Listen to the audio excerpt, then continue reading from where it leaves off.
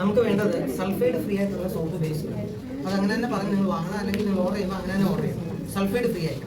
Sulphide ഉണ്ടെങ്കിൽ നമുക്ക് ചില ആൾക്കാർക്ക് അലർജി വരും, ചൊറിച്ചിലൊക്കെ ഉണ്ടാകുന്ന സാധ്യത. നമുക്ക് ചൂടുകളൊക്കെ കുളിപ്പിക്കാൻ എടുക്കുന്നതായിരിക്കും. ഏറ്റവും പ്യുവറായിട്ടുള്ള സോപ്പ്, നല്ല TFM കിട്ടുന്ന സോപ്പ്, 80 above കിട്ടുന്ന സോപ്പ് കിട്ടണമെങ്കിൽ സൾഫൈഡ് ഫ്രീ ആയിട്ടുള്ള സോപ്പ് ബേസ് തന്നെ വാങ്ങിക്കണം. എനിക്കൊന്നും ഇവിടെ ചാലയിൽ ഏതൊക്കെ കടയിലുണ്ട്, അത്ര വില എനിക്കറിയില്ല. പക്ഷേ അവിടെ ഞങ്ങളുടെ അവിടെ നിന്ന് വാങ്ങുമ്പോഴേ എനിക്കത് 300 രൂപയ്ക്ക് അടുത്ത് വില വരുന്നത്. ഇത് 1/2 കിലോ 550 ഗ്രാം ഉണ്ട്. ഇത് സൾഫൈഡ് ഫ്രീ. അപ്പോൾ അത് മാത്രമല്ല നമ്മൾ ക്ലിയർ വാങ്ങും.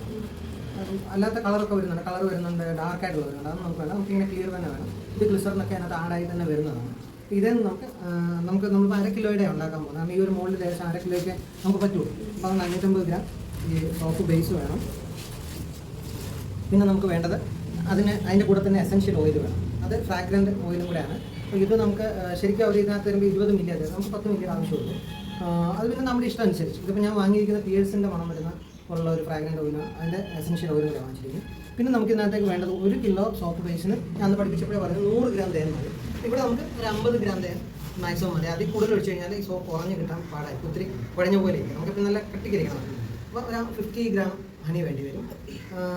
പിന്നെ അത്രയും മതി നമുക്ക് അതിനകത്ത്. സോപ്പിന് വേണ്ടിയിട്ട് നമുക്ക് അത് മാത്രം മതി. അപ്പോൾ നമുക്ക് ഇനി നിങ്ങൾക്ക് അത് മാറ്റണം, നിങ്ങൾക്ക് എന്തെങ്കിലും തരത്തിൽ വേറൊരു തരത്തിലുള്ള സോപ്പാക്കി മാറ്റണം എന്നൊക്കെ. അപ്പം പപ്പായ ചേർത്ത് ചില സോപ്പുകൾ വരുന്നത്. പപ്പായ ആണെങ്കിൽ നമുക്ക് 1 കിലോ സോപ്പ് ബേസിന് 50 ഗ്രാം പപ്പായ പഴുത്തത് ജ്യൂസ് ആക്കിയത്, 50 ഗ്രാം ഹണിയും കൂടെ ചേർത്ത്. ഇനി ഹണി വേണ്ട, ഹണി തന്നെ ഇല്ല, പപ്പായ മാത്രം മതി 100 ഗ്രാം. പക്ഷെ നമ്മളിപ്പോഴും ചെയ്യുമ്പോൾ ഹണിയും കൂടെ ആഡ് ചെയ്ത് ചെയ്യുന്നതായിരിക്കും നല്ല. ഇനിയിപ്പോൾ അത് നമുക്ക് തോന്നുന്ന തുളസിയുടെ നീര് ചേർന്നിട്ടുള്ള സോപ്പ വേണമെന്നുണ്ടെങ്കിൽ തുളസിയുടെ നീര് 50 ഗ്രാമും 50 ഗ്രാം നമ്മുടെ ഹണിയും കൂടെ ചേർത്ത് അങ്ങനെ നമുക്ക് ചെയ്യാൻ പറ്റും. അതെന്ന് പറഞ്ഞാൽ 100 ഗ്രാമേ എങ്ങനെ വന്നാലും 1 kg സോപ്പ് ബേസിനകത്ത് എക്സ്ട്രാ ആഡ് ചെയ്യാൻ നമുക്ക് പറ്റുള്ളൂ. 100 ഗ്രാം അത് ചേർക്കാൻ പറ്റും. പിന്നെ 20 ഗ്രാം എസൻഷ്യൽ ഓയിൽ നമുക്കകത്ത് ചേർക്കാൻ പറ്റും. അപ്പോൾ അത് രണ്ടും കൂടെ നമുക്ക് വേണം. ഓക്കെ, ആദ്യം നമ്മളെന്ത് ചെയ്യേണ്ടതെന്ന് വെച്ച് കഴിഞ്ഞാൽ ഈ സോപ്പ് ബേസ് ചെറിയ ചെറിയ പീസുകളായിട്ട് അരിയണം.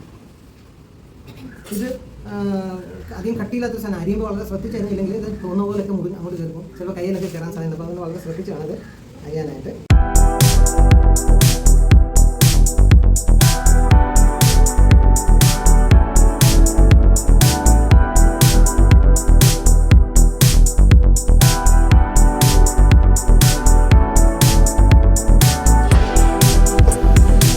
ഡബിൾ ബോയിലിംഗ് മെത്തേഡാണ് സാധാരണ യൂസ് ചെയ്യേണ്ടത്.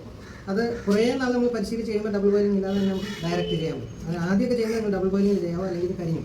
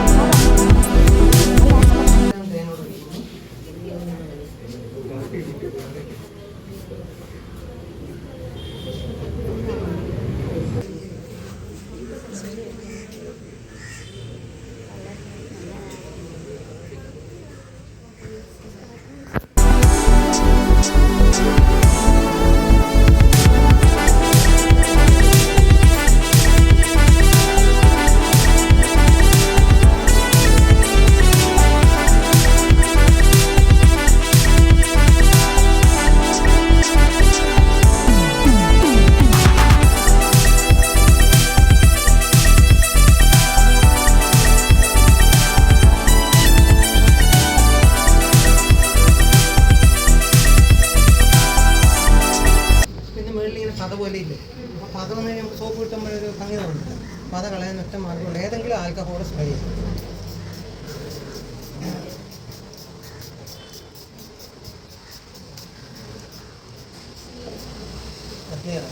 ഒരു സാനിറ്റൈസർ ജസ്റ്റ് സ്പ്രേ ചെയ്താൽ ഞാൻ അവിടെ